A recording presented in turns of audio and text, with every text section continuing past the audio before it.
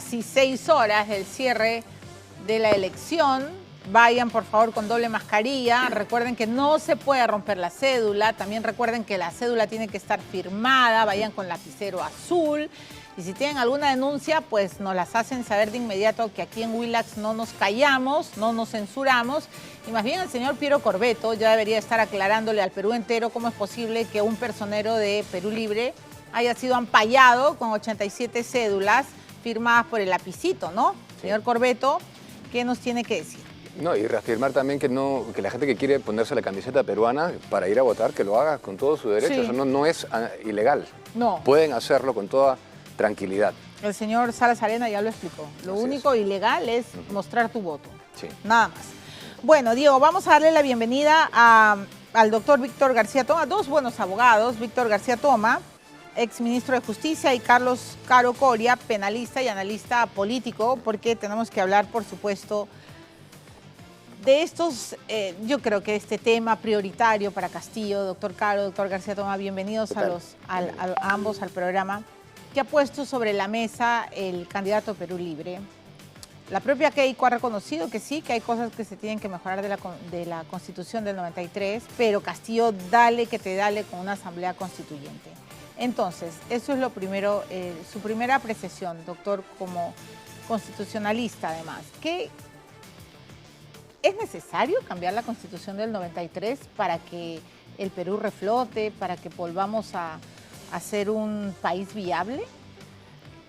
Evidentemente la Constitución del 93 necesita o requiere de algunas enmiendas, pero el candidato Castillo no está hablando de enmiendas, sino está hablando del cambio de la Constitución. Y entonces la pregunta es si eso es constitucionalmente posible. Y la respuesta es no. Sobre la materia, nuestro texto fundamental señala la existencia de dos normas. Primero, el artículo 206, que permite la reforma parcial de la Constitución. Y cuando hablamos de reforma parcial de la Constitución, estamos refiriéndonos a que esas enmiendas no pueden afectar lo que se conoce en la doctrina como fórmula basilar de la Constitución. No se puede cambiar el tipo de Estado. El nuestro es un Estado unitario y descentralizado. No se puede cambiar la forma de gobierno. Nuestro gobierno es republicano, de una democracia social, y es un gobierno mixto o compuesto o semipresidencial o de presidencialismo atenuado, tiene varias denominaciones. No se puede cambiar la fórmula económica, que es el de un modelo de economía social de mercado, que es distinta a la economía de libre mercado y la economía planificada o centralizada. Ni tampoco se puede alterar el contenido esencial de los derechos fundamentales. El artículo 32 de la Constitución habla de la reforma total. Pero el Tribunal Constitucional, en una sentencia que tiene la condición de fuerza de ley, en el caso Colegio de Abogados del Cusco, el expediente 017 del año 2002, declaró que cuando hablamos de reforma total estamos haciendo referencia a que el Congreso en funciones puede elaborar un proyecto de nueva Constitución y luego convocar a un referéndum para que sea el pueblo quien confirme o no confirme la propuesta del Parlamento. En consecuencia, no es necesario ni es posible hablar de asamblea constituyente, congreso constituyente, ni recolectar firmas, ni nada de eso, porque las dos normas de la Constitución son muy claras. Pero permítame una... Perdón, doctor, sí. Pero para que quede claro para todos los peruanos, cuando Castillo dice, bueno, si el pueblo lo pide, cambio de Constitución, si el pueblo lo pide, hago referéndum, si el pueblo lo pide, me tiro al Tribunal Constitucional, si el pueblo lo pide, ya sabe todo lo que voy a hacer. Digamos, la soberanía descansa en la Constitución y es la Constitución la que establece los poderes constituidos y ha señalado los mecanismos como a través de los poderes constituidos, en este caso el Parlamento, pueden llevar a cabo procesos de reforma parcial o luego convocando al pueblo a través de un referéndum a una reforma total. Lo que el señor Castillo, a lo que el señor Castillo hace referencia es probablemente por un acto de ignorancia, por un acto de deficiente información o evidentemente un acto de prepotencia política. Y en ninguno de los tres casos eso lo podemos aceptar o admitir porque significa erosionar, ¿no es cierto?, las bases de las reglas de convivencia de una comunidad política.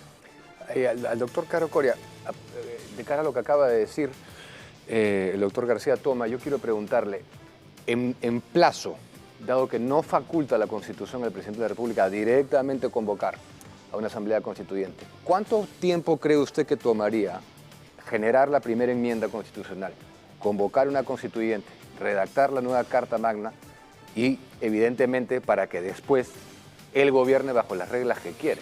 Yo he calculado entre 2 años y medio y 3, todo el proceso.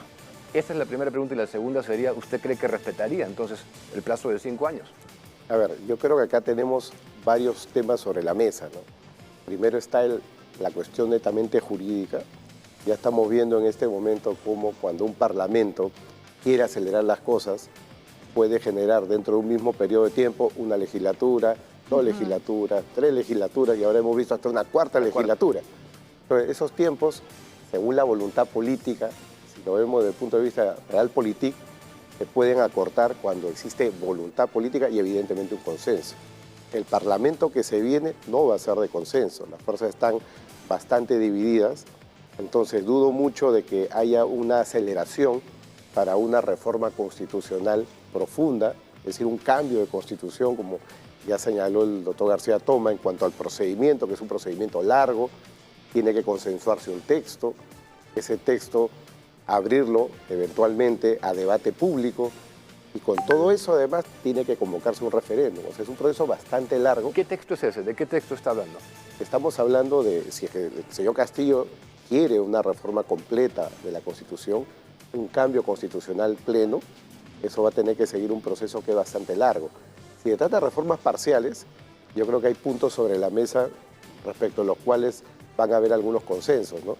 Si es que es necesario hacer algún ajuste para el tema, por ejemplo, de la vacancia del presidente, o para el tema, por ejemplo, del voto de confianza al Parlamento, para ver si es que el Parlamento tiene la capacidad de dar un voto de confianza tanto positivo como tácito, que es algo que a nivel del Tribunal Constitucional se zanjó. Claro, porque eso se ha estado discutiendo, ¿verdad? Que ha sido el disparador, doctor Caro, de tantas crisis políticas. Uno, claro, el tema de la incapacidad moral en la cuestión de confianza, y el otro del voto de confianza a un gabinete. Claro. ¿Usted cree que esos puntos sí deberían de enmendarse? Desde mi punto de vista, sí, y yo creo que además, si por ejemplo llegara al poder la señora Fujimori, va a haber un tema que se va a debatir en los siguientes meses, que es si la señora Fujimori va a juicio o no.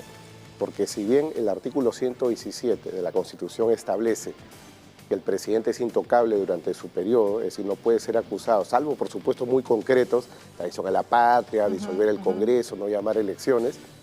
Lo cierto es que ya hay voces, de algunos penalistas incluso, que dicen que esa norma no aplica a la señora Fujimori, que igual tendría que ir a juicio, rompiendo en cierto modo la tradición interpretativa que se ha tenido hasta estos años, ¿no? Desde el punto de vista penal, constitucional, y eso va a originar, no cabe duda, una discusión judicial, porque seguramente el fiscal va a porfiar en que la señora Fujimori, así sea presidenta en esa hipótesis, tiene que ir a juicio y se va a abarrotar seguramente a una interpretación, y esto es algo que llegará en su momento al Tribunal Constitucional. Bueno, pero sabemos que el fiscal Pérez no confía, no, obviamente. Claro, y lo que quiero decir es que ya ese modelo constitucional de, digamos, relación entre el Ejecutivo y el Parlamento, desde mi punto de vista, ya ha sido rebasado por la realidad, ¿no? Entonces, tenemos una serie de casos donde se toca al presidente, que ha pasado con Vizcarra, ha pasado con Kuczynski, ha pasado con el señor Humala, etcétera. Creo que son temas ahí para la reforma. Bueno, Diego, doctor García Toma, luego quiero saber su opinión justamente sobre este tema, porque incluso hay quienes dicen que se podría buscar también una vacancia por incapacidad moral, porque tiene un proceso abierto. En fin, hay tantos temas que se empiezan a discutir. Pero tenemos que ir a una pausa. Al regresar se van a enterar de cómo fue.